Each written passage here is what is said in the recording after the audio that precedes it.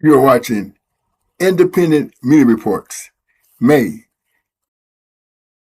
21st, 2026. Roll them. Don't get it twisted. The reason why they want to black political power is because that's working class wins. When black folks gain freedoms inside this society, everybody gains freedoms. All the working class. All right. When black women get liberated, all women get liberated. When black men get the same pay as white men, all men make more money. And that's what they're against. They do not want to see the working class have a win. It's not about disenfranchising black people specifically. It's about disenfranchising black folks because their coalition with white people to gain progress is a challenge to the white supremacy power structure. Don't get it lost in the sauce. All right? So that means folks that look like me and talk like me need to step up and have a voice in this moment, because this fight has been going on for generations. This ain't brand new. This has been around for a long time. And rednecks and hillbillies all knew this back in the day. They knew that their problem was not a black man gaining rights, working beside black folks. That was not the struggle. The struggle was against the corporations and the wealthy people that run our society. And they run it in the benefit to them, not to us. All the language that they use is coded in a way that gives you a hope that they're going to do something for you. But when's the last time they provided anything for you? Exactly. Donald Trump transformation from 1946 to 2026. 2 years old. 3 years old.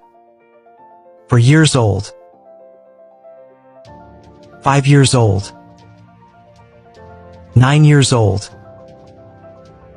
12 years old. 13 years old. 15 years old. 16 years old. 18 years old. 19 years old. 20 years old. 22 years old. 23 years old. 24 years old. 25 years old. 26 years old. 29 years old. 31 years old. 35 years old. 36 years old. 38 years old. 39 years old. 40 years old. 43 years old. 44 years old. 45 years old. 47 years old. 48 years old. 50 years old. 52 years old. 53 years old. 54 years old. 55 years old. 56 years old. 59 years old. 61 years old. 62 years old. 63 years old. 64 years old. 65 years old. 66 years old. 68 years old. 69 years old. 70 years old. 71 years old. 72 years old. 73 years old. 74 years old. 75 years old. 76 years old. 77 years old. 78 years old.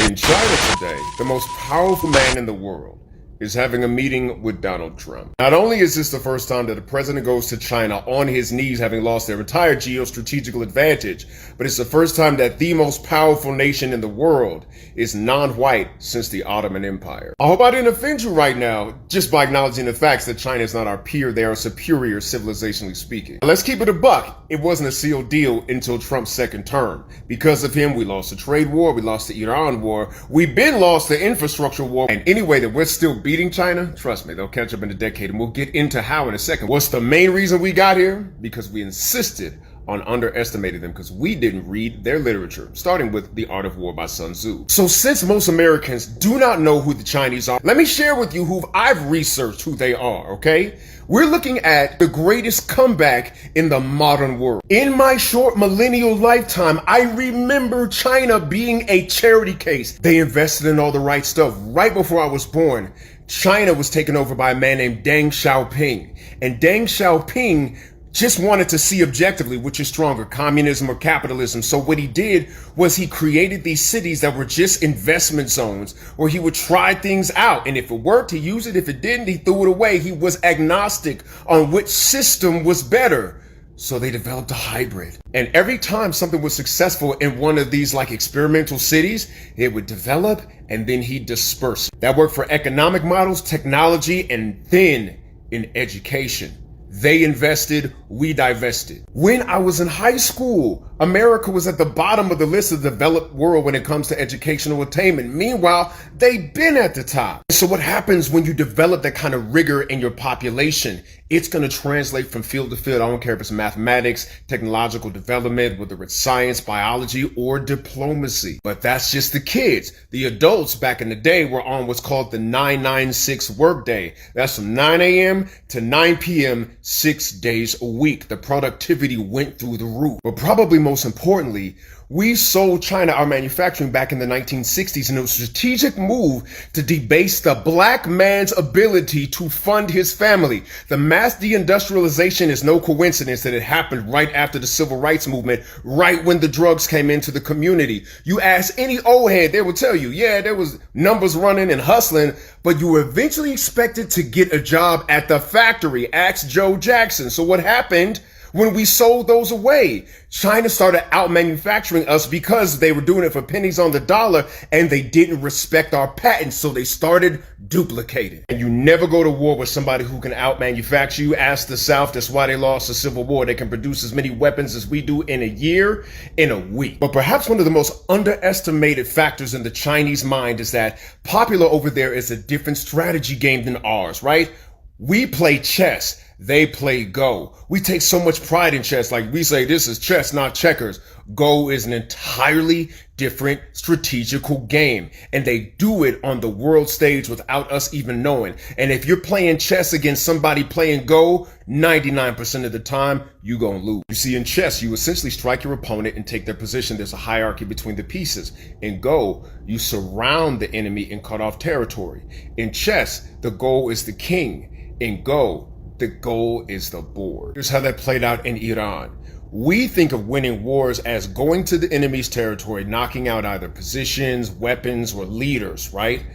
But what we didn't realize is that we were already surrounded when we entered. Why? Because not only did Iran already strike up a deal with China to use their satellites so they wouldn't need ours or their own to see our positions, not only were they getting some of their weapons parts from China, but it's the fact that the United States cannot manufacture weapons without rare earth minerals that China processes. So back when Trump had that trade war back in 2025, remember like Liberation Day or whatnot, not only did China impose its own counter sanctions, but it cut us off from the rare earth minerals that we need to manufacture our weapons from Boeing, Lockheed Martin, Raytheon.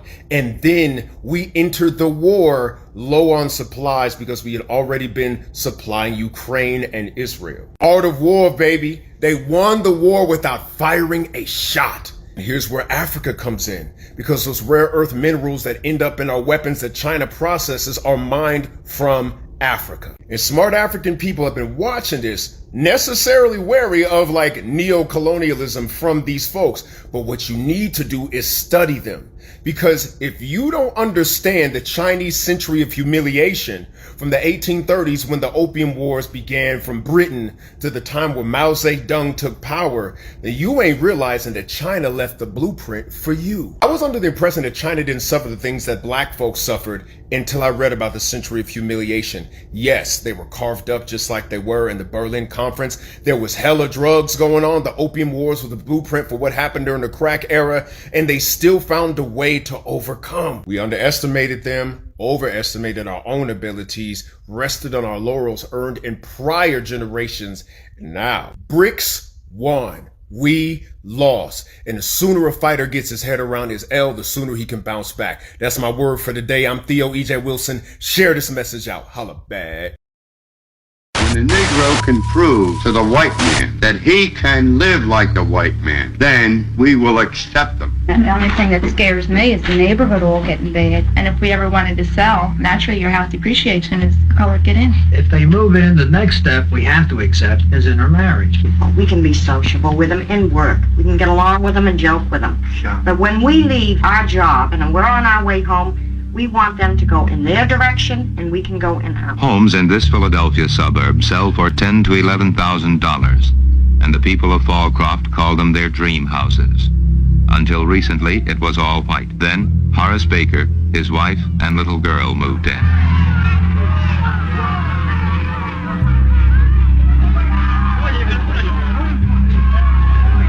Okay, okay.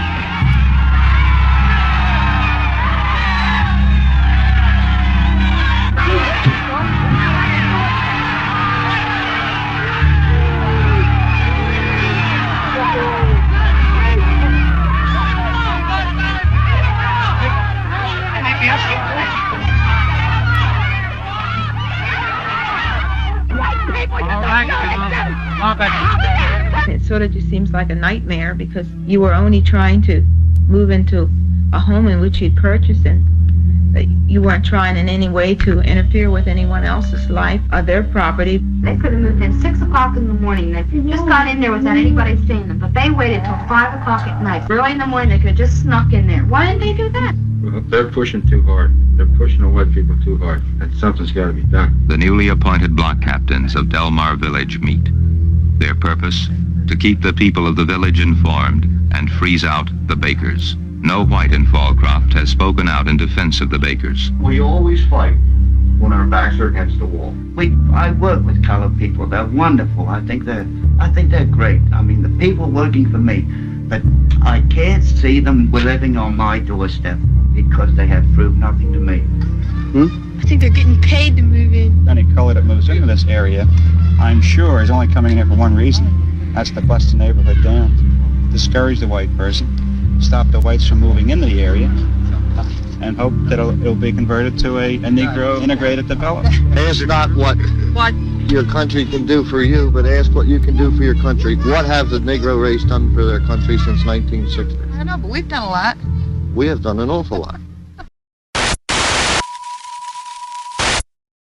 The Epstein class has been ruling us for decades, but no longer.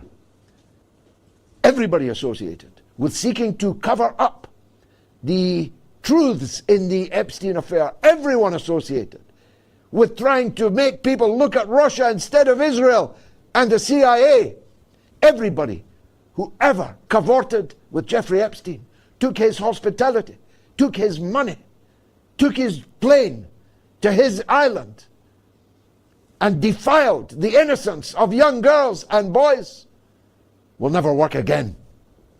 They'll never work again unless you're all stupid, unless you all are prepared to be ruled by the Epstein class. They'll never work again. Donald Trump's acting as if none of this is happening. He keeps giving press briefings, I mean, is he ever doing anything other than giving press briefings? Does Donald Trump ever actually sit down and think?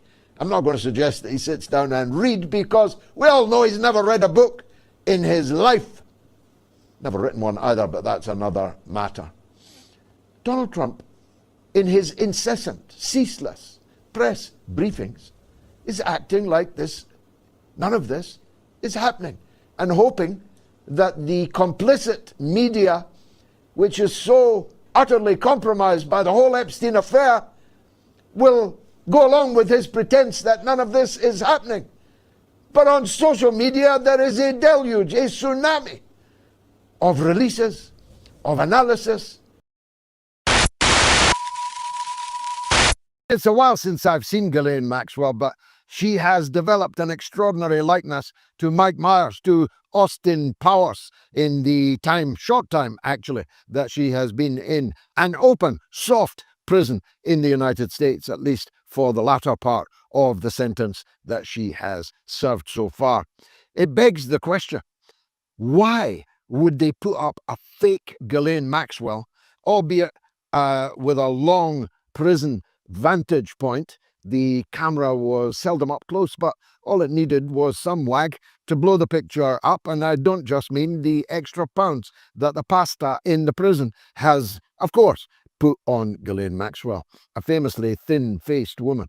But no amount of pasta can change the length and the shape of your nose, and no amount of pasta can alter the distance between your eyes. And I've got to tell you, as someone who knows Ghislaine Maxwell, that wasn't Ghislaine Maxwell in that hearing. It was an entirely different woman.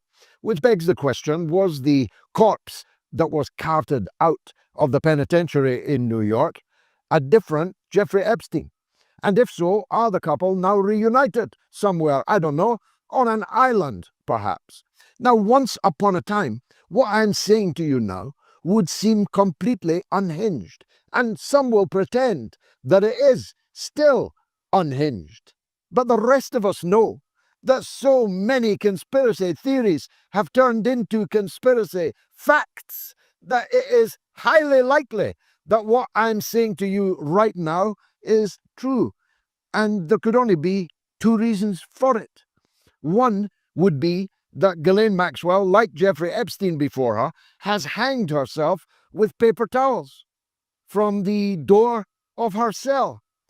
Or that Ghislaine Maxwell is no longer in that prison, and that somebody, some patsy, presumably using her voice, because I would say it was definitely her voice, someone is serving the time for her, which makes the demand for a pardon all the more urgent, because it would mean that an entirely innocent woman was serving time in the United States prison system for crimes for which Ghislaine Maxwell was found guilty.